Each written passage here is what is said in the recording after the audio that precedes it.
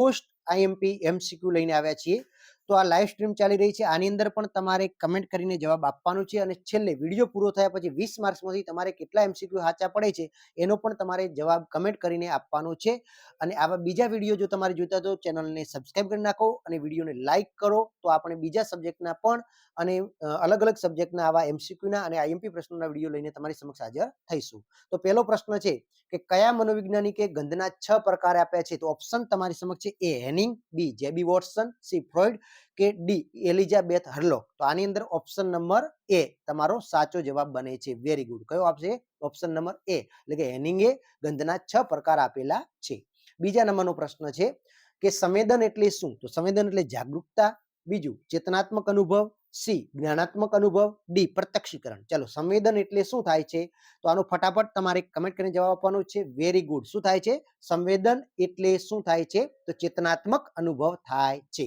એના પછી ત્રીજો જોઈએ તો કે શીખેલી પ્રતિક્રિયાની લુપ્તતાને શું કહેવાય છે? શીખેલી જે પ્રતિક્રિયા હોય એની લુપ્તતાને શું કહેવાય?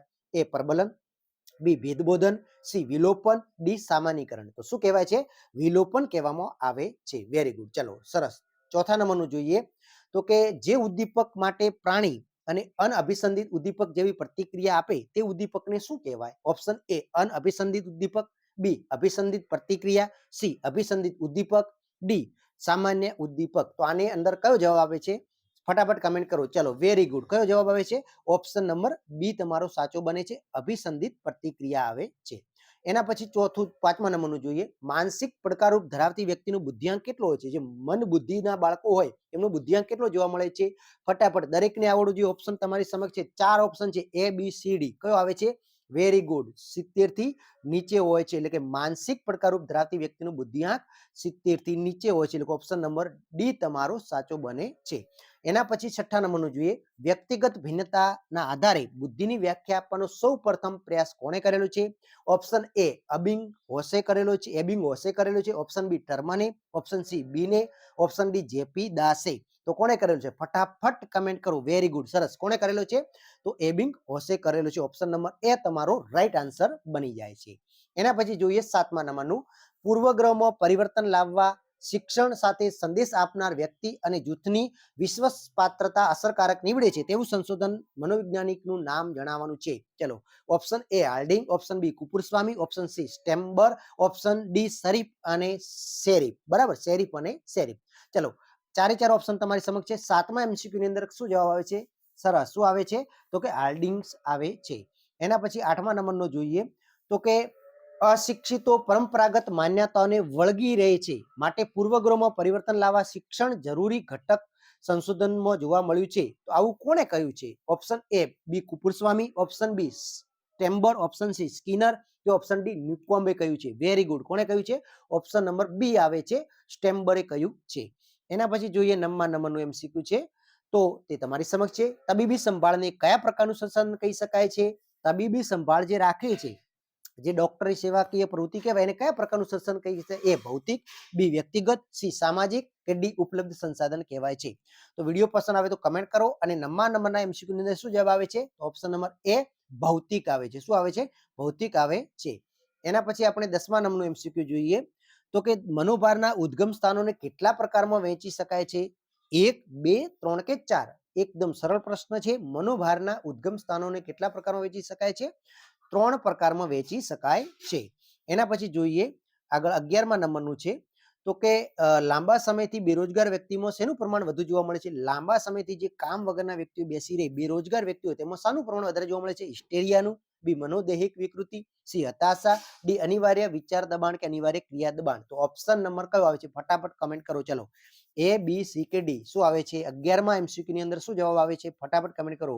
તો હિસ્ટેરિયા. શું આવે છે? હિસ્ટેરિયા એ તમારો જવાબ સાચો બને છે. Very good. ચલો, આગળ નેક્સ્ટ જોઈએ 12મા નંબરનું એમસીક્યુ. કયું ઉપતંત્ર સુખના સિદ્ધાંતને અનુસરે છે? કયું ઉપતંત્ર સુખના સિદ્ધાંતને અનુસરે છે? નિમ્ન ઉપતંત્ર, ઉપરી ઉપતંત્ર, ઉપરી અહમ કે અહમ કે સ્વ? ચલો, ઓપ્શન એ, બી, સી કે ડી? ચલો, ફટાફટ કમેન્ટ કરો. કયો ઓપ્શન આવે છે? Very good. કયો આવે છે?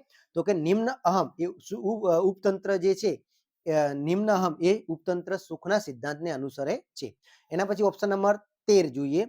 અષ્ટાંગ યોગના કેટલા સોપાનો છે? આ તો સરળ પ્રશ્ન છે, દરેકને આવડવો જોઈએ. કમેન્ટ કરો. દરેકને આવડવું જોઈએ. Very good. કેટલા છે? 8 અષ્ટાંગ યોગના 8 સોપાનો છે.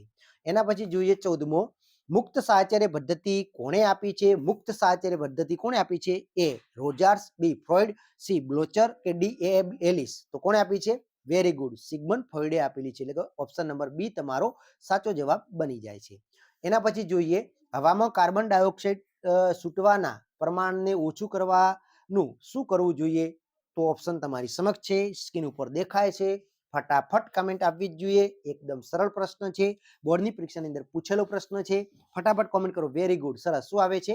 ડી ઓપ્શન તમારો સાચો બને છે. કુદરતી સંપત્તિનો યોગ્ય ઉપયોગ કરવો જોઈએ. એના પછી 16મો જોઈએ ઓઝોનનું પડ પાતળું થવાના કારણે કયા રોગનું પ્રમાણ વધી રહ્યું છે? આ તો વારંવાર પૂછાય છે અને ઈઝી પ્રશ્ન છે. ઓપ્શન નંબર એ બી સી ડી કયું આવે છે? ફટાફટ કમેન્ટ કરો. ચલો, કયું આવે છે? સરસ સરસ. કયું આવે છે? ઓપ્શન નંબર એ ચામડીના કેન્સરનું પ્રમાણ વધી રહ્યું છે.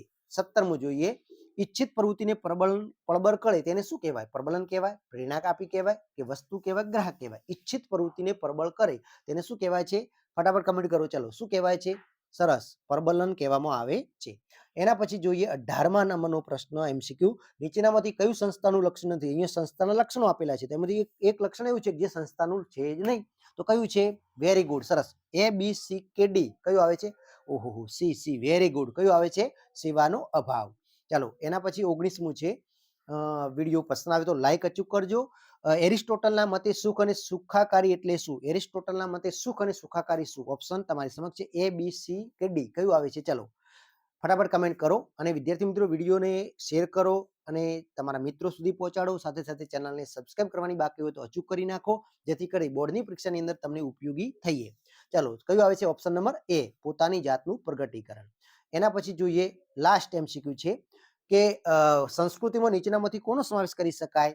સામાજિક નિયમો, સામાજિક ધોરણો, સામાજિક મૂલ્યો કે આપેલા તમામ. સંસ્કૃતિમાં શેનો સમાવેશ કરી શકાય? સરસ સરસ સરસ. ચાલો, અને હવે તમારે 20 માર્ક્સના એમસીક્યુ જે હતા એમાંથી કેટલા એમસીક્યુ સાચા પડ્યા છે એ પણ કમેન્ટ કરીને જણાવવાનું છે. ફટાફટ કોને 20માંથી 20 સાચા પડ્યા છે તો ફટાફટ કમેન્ટ કરો. અને નવા વિડીયો સાથે ફરીથી મળીશું. જય હિન્દ, જય ભારત.